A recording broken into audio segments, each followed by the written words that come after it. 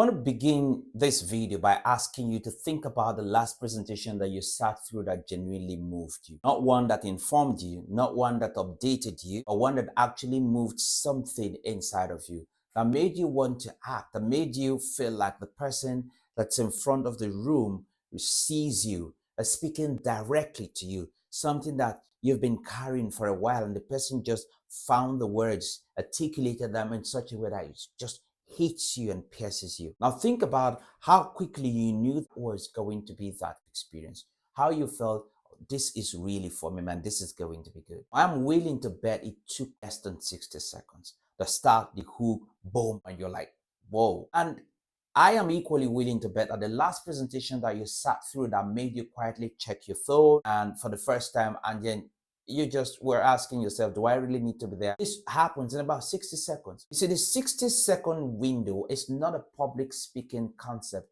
It is a neuroscience reality. Within the first minute of any human interaction, the brain of the other person you're talking to that's receiving the information has already made a set of critical assessments. Is this person for me or for themselves? Do they care about me? Is this safe or is this threatening? Is this worth my full attention, or can I process this on the surface and while I'm thinking about something else? It just happens really quick and really fast. Those assessments are not conscious. They happen below awareness, and they are almost impossible to reverse once people have reached that space of decide, when those decisions have been made. This is the most important 60 seconds in leadership, and almost nobody is developing it intentionally. Most people just ignore it. So in this video, I want to go deep into what actually happens in those first 60 seconds from a behavioral science perspective, from a communication science perspective, and from the perspective of what the highest impact leaders do consistently. Let me start with a scenario that I think will feel uncomfortably familiar. Picture this scenario. A senior partner in a professional services firm is asked to present the division's quarterly results to the full management team. She is thorough and she has prepared extensively. The data is clean, and then the narrative arc is also logical. She has rehearsed the key messages. She knows this. And then she opens with, "Good morning, everyone. Today I'm going to walk you through Q3 performance across our three service lines. We will cover revenue, utilization, and pipeline. And I will share some observations on where we see risk heading into Q4. Every word of what you said is accurate. Every word of what you said is professional." And within 30 seconds, half of the room has drifted. Why is that? Because she opened from her own agenda. I want to tell you this, that not from theirs. And then she told them what she was going to do. She did not give them a single reason to care about what she was about to share. She communicated the structure of our information before she created any reason for them to lean in. Now, imagine that she had opened in a different way. Let's imagine that the same person walks into the room and then she goes, "There is a number in this data that I think changes the conversation that we need to have about Q4. And I want to get to it really quick because I think it reframes the decision that we're about to make." Same data, same presentation, same person, completely different results. Because that second opening does something that the first one does not. It creates a reason to be present. It opens a gap, a question, a tension, and then an unresolved something that the brain instinctively wants to close. It makes the audience feel that something is at stake for them. And then it signals in 6 seconds that this communicator is thinking about the audience, not just about the content. Connecting goes beyond words. Yes, it does go beyond words. Maxwell references research showing that in communication situations where feelings and attitudes are being conveyed, what people see accounts for 55% of what is believed. How we say it accounts for 38%, and what we actually say, the words, count for only 7%. So in that first 60 seconds, 93% of what your audience is assessing has nothing to do with the content that you have prepared. They are reading your energy.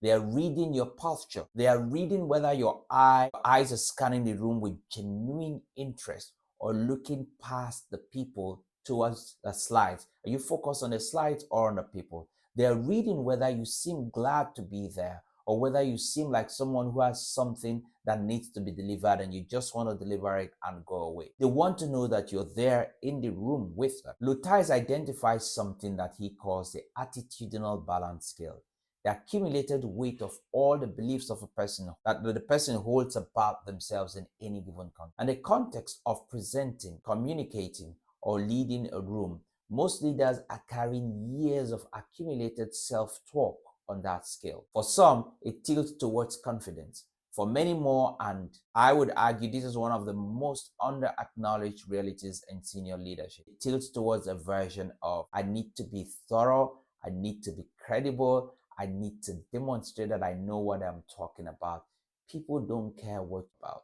They just want to know how much you care about them. And when dominant self-image of a communicator is built around demonstrating competence rather than creating genuine connection with the audience will feel it within seconds. Not because they're analyzing it, but because it shows up in every non-verbal signal the communicator broadcasts.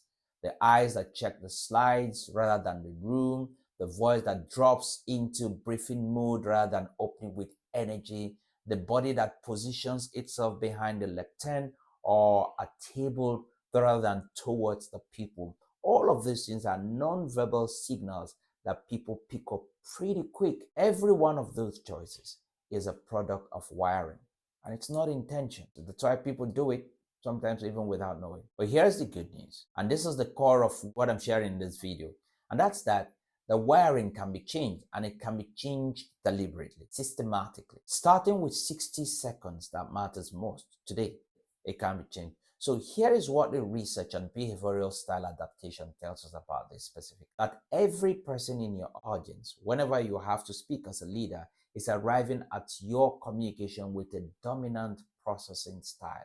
Some people are wired for pace and bottom line clarity, and they want to know what you want from them and why it matters to them inside of 30 seconds. Some people are wired for relationship and enthusiasm.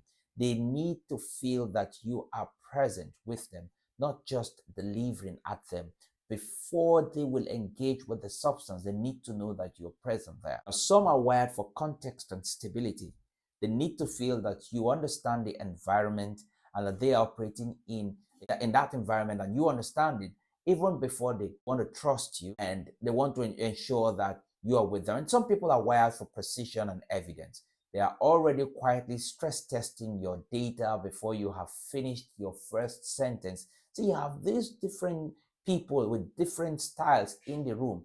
So when a leader opens a communication without awareness of who is in the room and what those people need in order to lean in, they're essentially broadcasting on a frequency away from the room. People in the room cannot receive. The information is technically sound, but there is no connection because you're firing away and the people in the room are just disconnected. You see, Maxwell makes a point that I come back to constantly in the work that I do with leadership teams. He says that when a great communicator is in front of any audience, any room, any size, they make every person in that room feel like their best friend. That should be what you should be doing, not through performance, through genuine interest, through a quality of presence that says, I am here for you, not for myself. And critically, this is not the exclusive territory of naturally charismatic people. John Maxwell is explicit that connecting is a skill that can be learned. It is learnable, it is practicable, but it requires developing a specific quality of awareness that most leadership development has never built. Here are 3 things that you can do this week to begin rewiring the first 60 seconds of your leadership communication. So the first thing is this. The first is what I call the room before the room practice. Before you walk into any significant communication this week, spend 60 seconds, literally 60 seconds, standing outside the door and asking yourself, who are the 3 or 4 people in this room whose engagement matters most to what I am trying to? What is each of them carrying today? What do they need to feel in order to be genuinely present, with me. You are not trying to perform. You are trying to make sure that you are focused and you are serving them. Okay? Now, this will influence the experience you put out there, your presence, your eye contact, your opening words, all of these things. You become more conscious in engineering them so that you can serve the people in the room. The second is to audit your openings.